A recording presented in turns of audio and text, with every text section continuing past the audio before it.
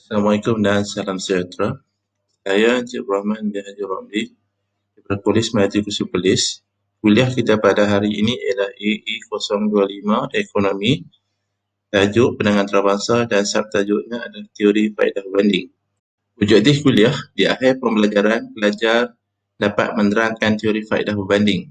Faedah berbanding ialah faedah yang diperolehi oleh sesebuah negara yang khusus dalam pengeluaran sesuatu barang dengan kos lepas yang lebih rendah berbanding dengan negara lain.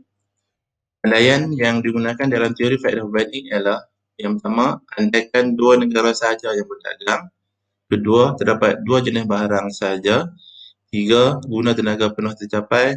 Empat, tiada sekatan dan kos pengangkutan antara dua negara yang berdagang. Sebelum pengkhususan, negara B memfaedah mutlak dalam pengeluaran barang X dan barang Y. Di mana kat sini kita lihat negara B dapat mengeluarkan lebih banyak barang X dan barang Y berbanding dengan negara A. Faedah mutlak ialah faedah yang diperolehi oleh sesebuah negara di dalam pengeluaran sesuatu barang apabila ia dapat mengeluarkan barangan tersebut dengan lebih cepat berbanding dengan negara lain. Negara B dapat mengeluarkan 15 unit barang X dan 30 unit barang Y berbanding dengan negara A hanya dapat mengeluarkan 10 unit barang X dan 5 unit barang Y. Maka dekat sini kita katakan negara B mempunyai faedah mutlak dalam pengeluaran barang X dan barang Y. Walaupun negara B mempunyai faedah mutlak dalam pengeluaran kedua jenis barang, perdagangan masih menguntungkan kedua-dua buah negara kerana negara A menyuati faedah berbanding dalam pengeluaran barang X, manakala negara B mempunyai faedah berbanding dalam pengeluaran barang Y. Negara A mempunyai faedah berbanding dalam pengeluaran X kerana kos lepas satu unit barang X lebih rendah, iaitu satu unit X sama dengan 0.5 unit Y berbanding negara B, satu unit X sama dengan 2.0 unit Y. Manakala negara B mempunyai faedah berbanding dalam pengeluaran barang Y kerana kos lepas satu unit Y lebih rendah, iaitu satu unit Y sama dengan 0.5 unit X berbanding negara A, satu unit Y sama dengan 2.0 unit X. Selepas pengkhususan, negara A akan mengeluarkan barang X kerana negara A mempunyai faedah berbanding dalam pengeluaran barang X. Manakala negara B akan mengeluarkan barang Y kerana negara B mempunyai faedah berbanding dalam pengeluaran barang Y. Dengan menggunakan semua input, negara A menghasilkan 20 unit X dan negara B dapat menghasilkan 60 unit Y.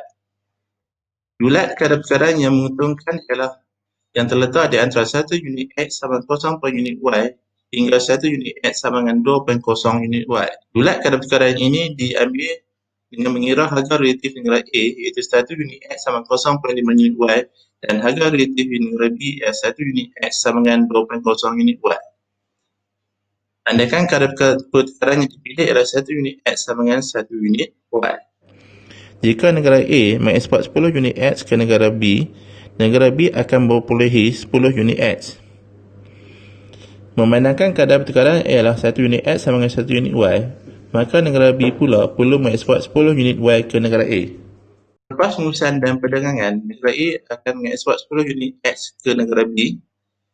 Kadar pertukaran ialah 1 unit X sama dengan 1 unit barang Y, negara B akan eksport 10 unit barang Y ke negara A. Faedah yang diperoleh oleh negara A, penggunaan barang X kekal tetapi penggunaan barang Y telah bertambah sebanyak 5 unit.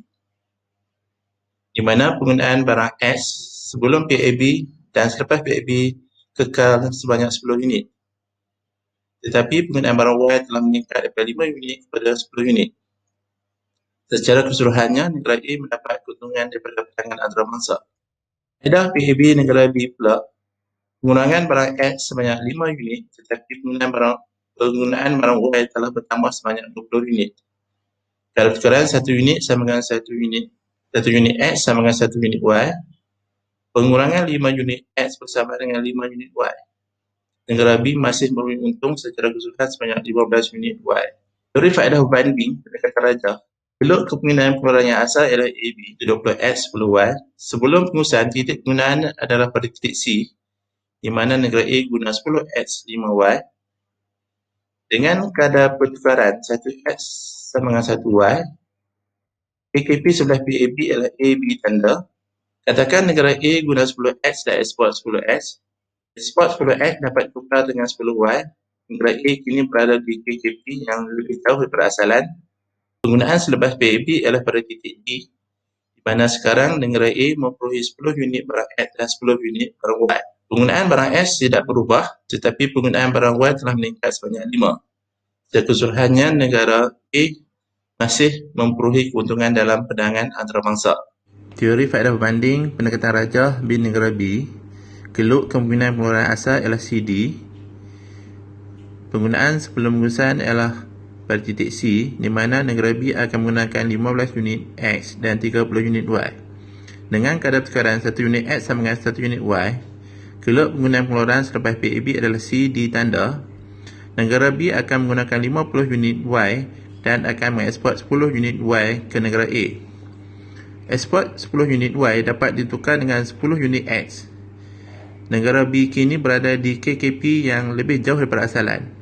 Penggunaan selepas PAB ialah pada titik D, iaitu 10 unit X dan 50 unit Y. Di sini penggunaan barang X telah berkurangan sebanyak 5 unit, iaitu daripada 15 unit kepada 10 unit, tetapi penggunaan barang Y telah meningkat sebanyak 20 unit, iaitu daripada 30 unit kepada 50 unit. Secara keseluruhannya, negara B masih memberi keuntungan perdagangan antarabangsa sebanyak 15 unit barang Y. Sebagai latihan pengukuran, pelajar dikenaki menjawab soalan berikut. A. Takrifkan faedah berbanding. B. Nyatakan negara yang menikmati faedah berbanding dalam pengeluaran barang pertanian dan barang perkilangan. Sekian, terima kasih.